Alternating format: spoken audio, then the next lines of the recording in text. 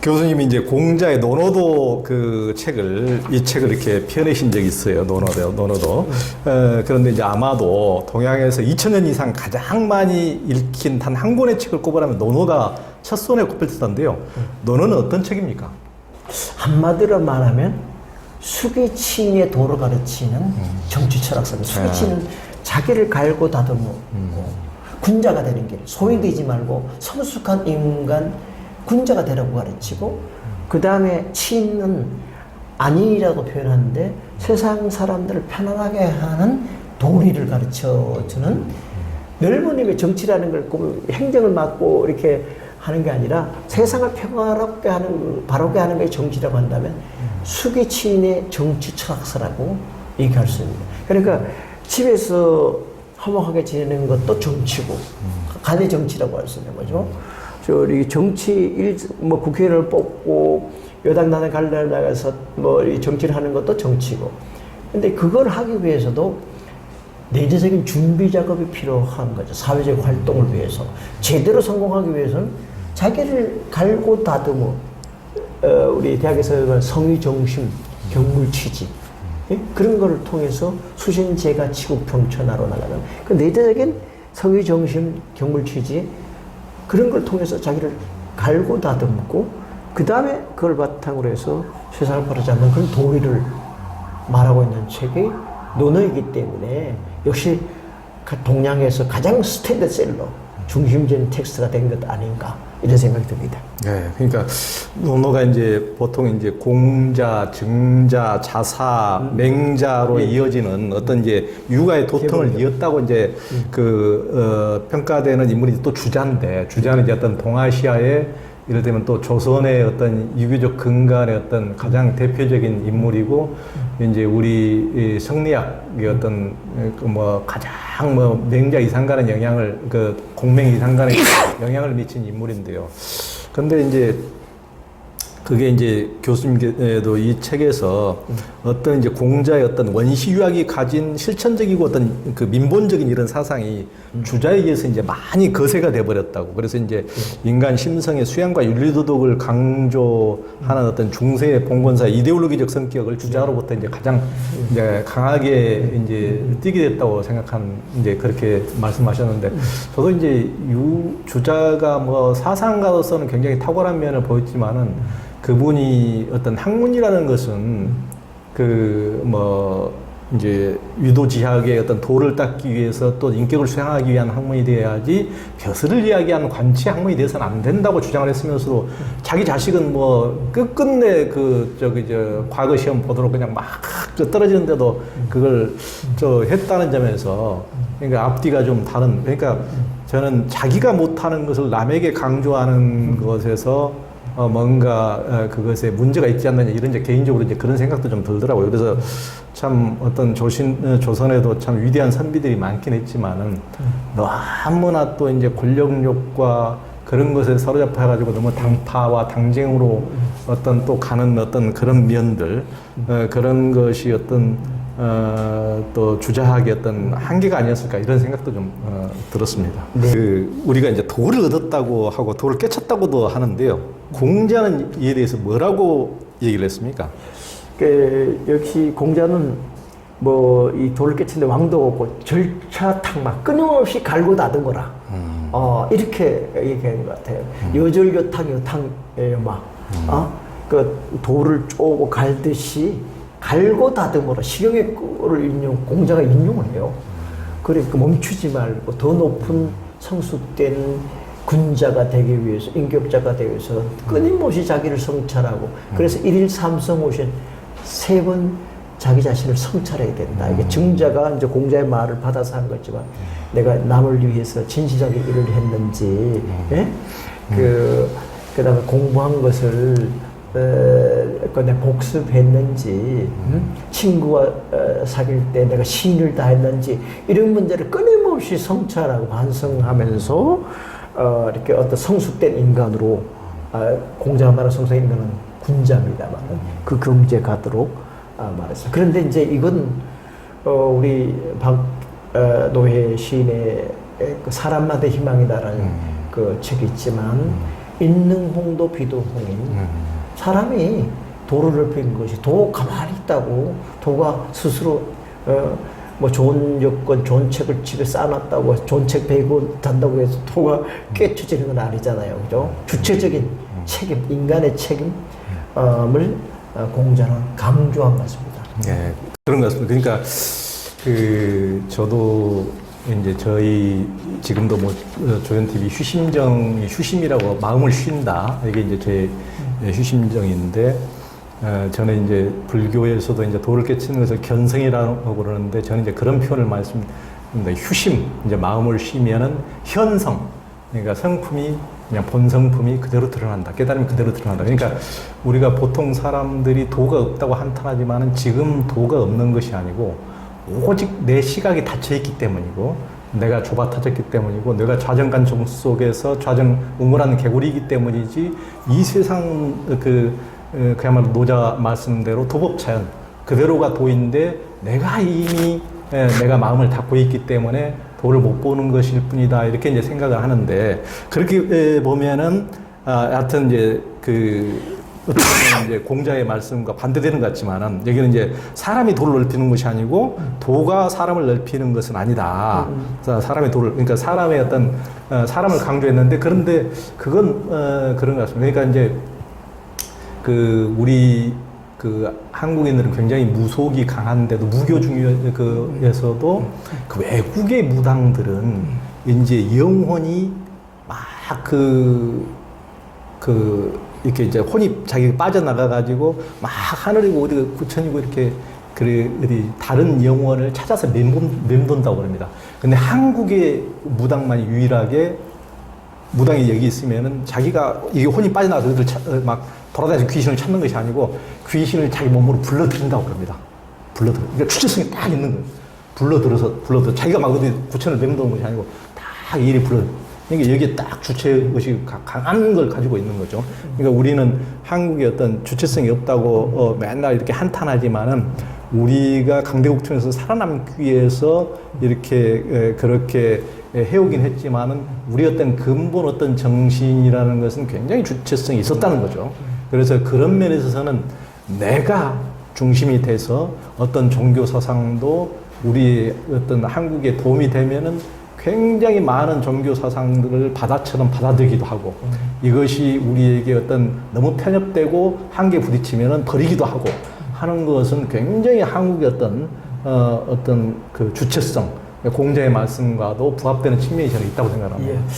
부모가 자식을 스승이 제자를 가르치는데도 말을 강까지 데려갈 수는 있지만은 물을 억지로 먹일 수는 없다는 말도 있는데요. 그 공자는 교육에 대해서 뭐라고 하셨습니까? 교육이 잘 되려고 한다면 가르치는 사람들의 열정도 필요하지만 배우는 사람들의 마음의 자세도 굉장히 필요한 거거든요. 우리 선가에서 줄탁동시라는 말 하죠. 예, 병아리가 안에서 나오려면 안에서 또 불이 일어가지고 나오려고 해야 되지만 안에서 쪼아져서 둬야 되는 것처럼 공자도 불분불개 이 제자들이 분발하지 아니하면 열어주지 아니한다. 그 마음의 준비가 되어지지 않는 사람에게 그냥 가르쳐져 봐야 그냥 지나가는 그런 소리 정도밖에 되지 않으니까 학생들의 준비성, 자발성 이런 것들을 상당히 좀 강조한 것 같습니다. 역시 교육자답게 학생들의 관심과 흥미가 있을 때 그런 주제에 대해서 이 얘기를 해야 학생들이 받아들일 수가 있고 진리를 깨치는 방법에는 역시 여러 가지 방법, 좀 사색의 방법, 경의 방법이 있지만 공자는 대화법을 주로 한 것입니다. 왜냐하면 대화법이라는 것은 그 사람의 관심을 물어보면 거기에 대해서 그 수준의 그 처지에 맞는 처방을 공자는 해주는 거죠.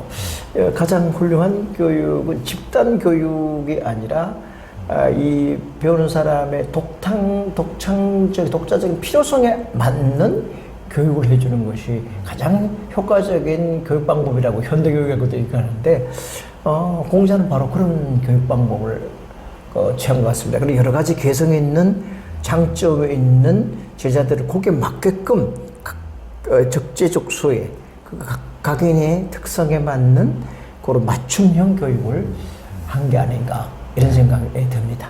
그 어른스러워진다는 것. 이제 예전에 저희 부모님을 뵀을 때는 저도 이제 저희 선친도 58배 돌아가셨으니까 저는 저보다 더 어린 나이에 지금 돌아가셨는데, 그러니까 제가 어렸을 때 뵀을 때는 저희 선친의 40, 50대 모습인데도 그때도 참 어른이구나 이런 느낌이 받는데, 저는 이제 60이 탔는데도 아직도 진짜 어른 되려면 당장 멀어서 스스로 늘 느끼고 있습니다만은. 그러니까 그 이제 어른스러워진다는 것. 공자는 무엇을 어른스러운 것으로 봤습니까? 이 관대한 마음으로 남의 말을 들어주는 것. 공자는 특히 이제 나이가 들고 지위가 높을수록 관대해야 된다죠. 거상불간 오하이 간지 이런 말을 했어요. 일자리 나이가 들고 어른의 위치에 있으면서 관대하지만 나는 그 사람을 성숙한 사람으로 봐줄 수가 없다. 그런 얘기를 했거든요. 그러니까 성숙해진다는 것은 자기 말을 하기보다는 남의 얘기를 들어주는 것, 남을 배려하는 마음이 성숙해지는 거예요. 자기를 앞세우는 것보다. 이제 노자가 또 그런 얘기를 했습니다만, 천하에서 감히 앞서려고 하지 않는 것. 그죠? 남을 앞세우고, 남을 배려하고, 자식을 앞세우고, 이런 게 성숙한 사람이지. 어른은 좀 그런 거죠. 젊은 사람들의 이 얘기를 들어주고, 기다려주고, 관대해주는 것. 근데 이제 공자가 자기 인생을 수리하면서 70대에서 종심소욕부르구라는 말을 했거든요. 마음에서 하고자 하는 바대로 따라도 법대로 그러잖아. 자기가 하는 말이 저절로 진리에 가깝고 남에게 위로가 되고 이치에 척척 맞아떨어져요. 그러니까 의도적으로 노력하지 않아도 결과적으로 척척 이치에 맞는. 그러니까 이런 경지는 아마 노자의 경지하고도 통한다고 생각돼요. 의도적으로 하지 않아도 저절로 이치 자연스럽게 걸어가게 되는 그런 이런 노자의 경지나 공자가 70이 돼서 종심소욕부르구라고 하는 구라는 것은 법도 규칙이고 의지고 유의적인 거거든요. 그런 데서 자유로워지는 것이라고 하는데, 나이 들수록은 성인 성자도 보면 이제 귀 이자가 먼저 나오고 입구자네. 그렇죠. 그런 것처럼 남의 얘기를 들어주는 것이 성인이 아닌가. 아까 세상의 소리를, 민중의 신음한 소리를 듣는 것, 들어주는 것들, 어린아이들의 얘기를 쳐다봐 주는 것, 사랑의 눈길로 봐주는 것, 이게 성숙한 사람, 어른의 그 모습이 아닐까. 그래서 지금 이제 돈이 최고로 치는 자본주의 시대인데요. 그런데도 돈이 많은 재벌이면서도 교만하지 않고 또 가난하면서도 아첨하지 않는다면 상당히 야 인격자구나 이렇게 할 만한데요.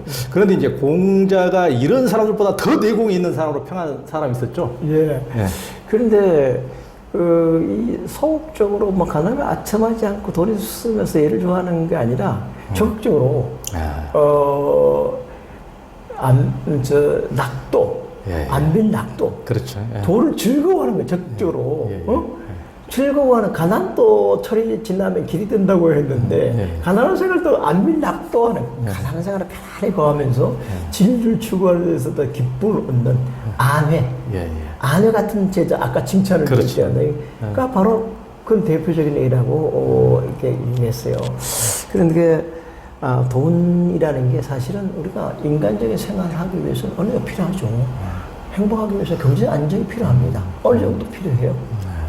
우리가 아플 때 병원에도 가야 되고, 책도 사봐야 되고, 문화생활도 해야 되고 하지만, 그런데 이제 어느 정도 소득 수준을 넘어서면 행복과, 이런 그 경제적인 능력, 돈하고는 별 큰 관계가 없다.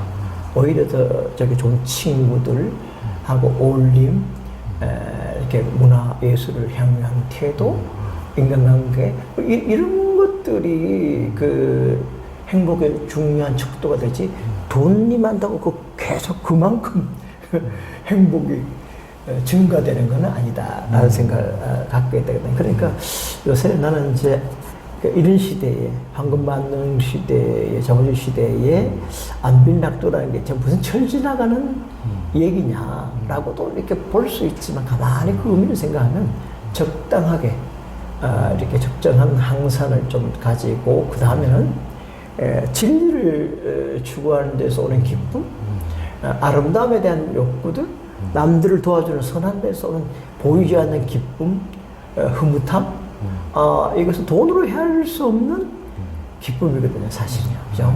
남을 사랑하게 되면 남도 나를 사랑하고 서로를 인정하고 하는 그 우정과 연대, 사랑 연대라는 것은 진짜 계산할 수 없는 헤아릴 수 없는 큰 기쁨, 존재의 의미. 특히 아마 우리처럼 이제 그 지식을 갖고 있는 사람들에게 의미가 없는 데서 행복을 느끼지 못해요. 배를 불리 음식을 많이 쾌락을 느꼈다고 해서 행복을 느낀다면 그 사람 지식인은 아니에요. 지식인은 진리로 자유로워질 때 내가 하고 있는 게 당당하고 이 사회를 위해서 의미가 있고 보람 있고 이럴 때 행복을 느끼는 것이지. 내가 오늘 정말 정신을 건하게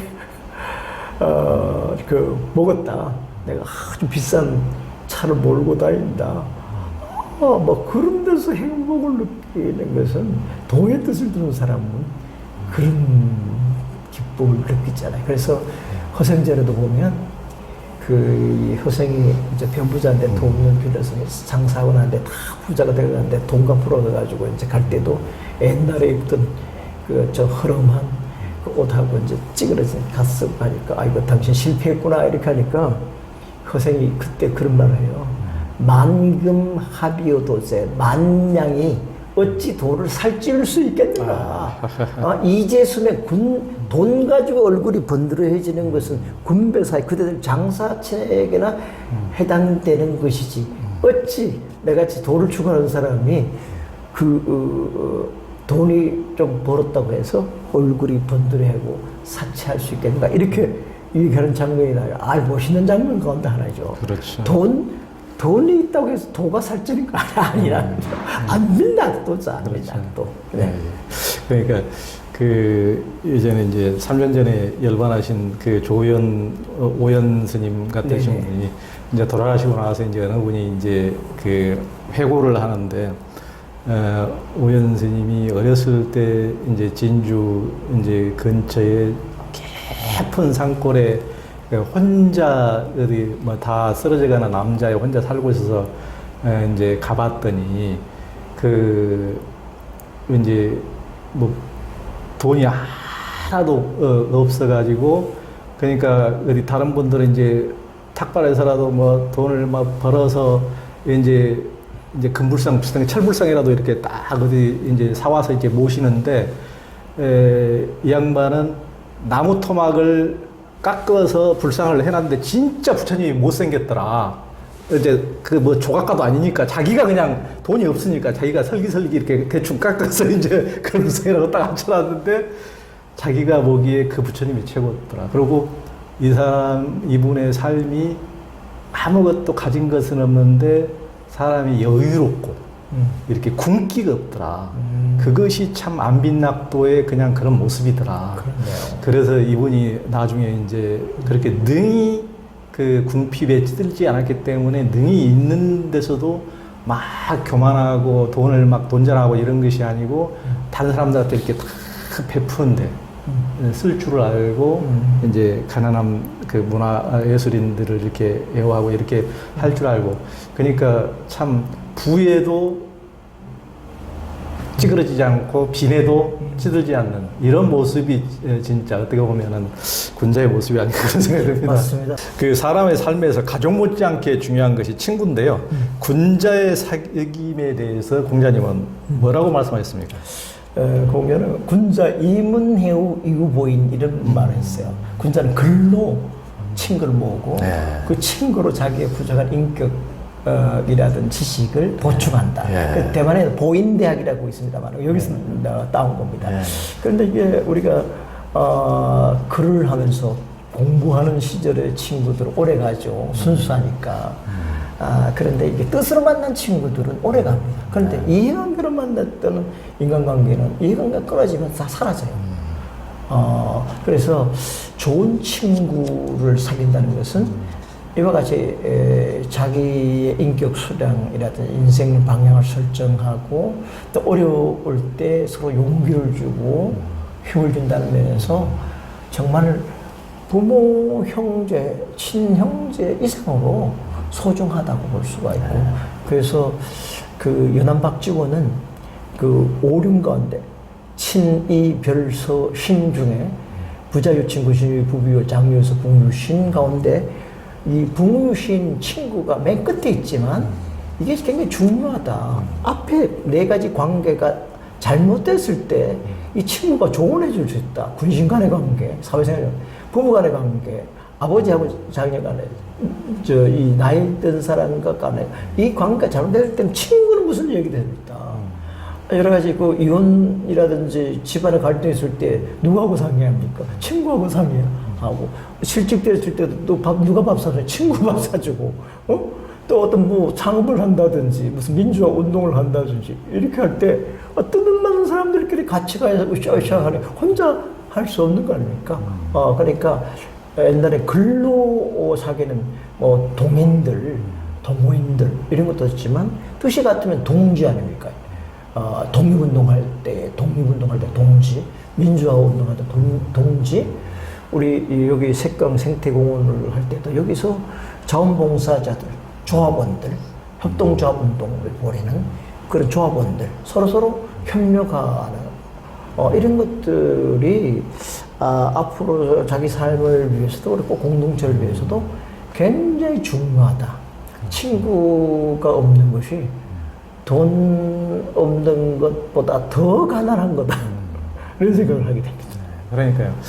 그 사람의 행복도에서 친구가 제일 중요하다는 조사가 많이 나옵니다. 그러니까 이제 물론 뭐 이제 제가 보기에는 꼭 지금 뭐 프렌드만 친구가 아니고 뭐 가족이나 뭐 이제 자기 부모 자식 간에도 정말 친구가 돼야 되는데 설사 부부라 하더라도 정말 이렇게 소통이 안 되는 사람이 얼마나 많습니까? 그러니까 누구라도 세상에 그 좋은 자기의 고통을 털어놓을 수 있는 한 명이라도 있으면 자살을 하지 않는다고 그러는데요.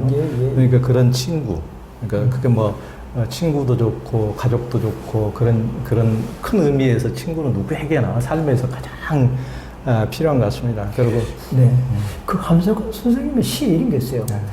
그 사람을 그대는 가졌는가 이런 시 있어요. 내가 이 세상을 떠날 때 이 사람만은 이 세상을 떠나서는 안 된다고 하는 말, 그런 친구를 그대는 가졌는가.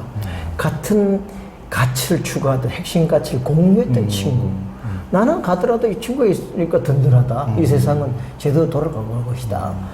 그런 그 친구를 갖는다면 그보다 더 든든하고 행복한 건 없다고. 요새 난 이번에 또 이렇게 민주화하고 하면서도 좋은 분들을 좀 많이 알았어요. 물론 대선에는 내가 지지한 사람 패배를 했지만 그 과정에서 뜻을 같이 했던 사람들에게서 많은 걸 배우고 동지를 이루고 서로 격려하면서 행복했었어요, 사실은.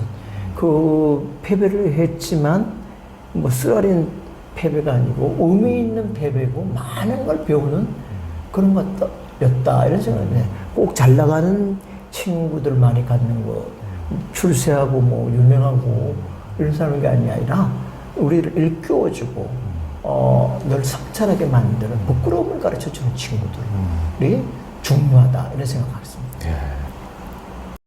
현대는 외로움의 시대라고 할 수가 있는데요. 이제 예전에 저희 자랄 때만 해도 형제자매가 많았는데 요즘은 이제 형제도 하나나 둘인 경우가 많고 또 자녀 없이 사는 사람도 굉장히 많거든요. 그러니까 형제나 가족이 없어서 외로워하는 사람들에게 공자는 뭐라고 했습니까? 그래서 이제 그 공자는 육체적으로 혈연적으로 형제가 없는 거, 그걸 걱정하지 말고 정말 뜻이 맞는 사람들은 다 사회 동포다. 이웃 사촌이라는 말이 있지 않습니까? 사실은 이렇게 몰리는 뭐 형제들보다 가까운 주위에 있는 사람들하고 서로 음식도 나눠보고 기룡사가 있을 때 서로 도와주고 아이들에게 서로 관심을 가지고 격려해주고 그러면 그게 꼭 핏줄을 나눈 혈을 나눈 그 형제 못지않다고 얘기할 수 없잖아요, 그죠?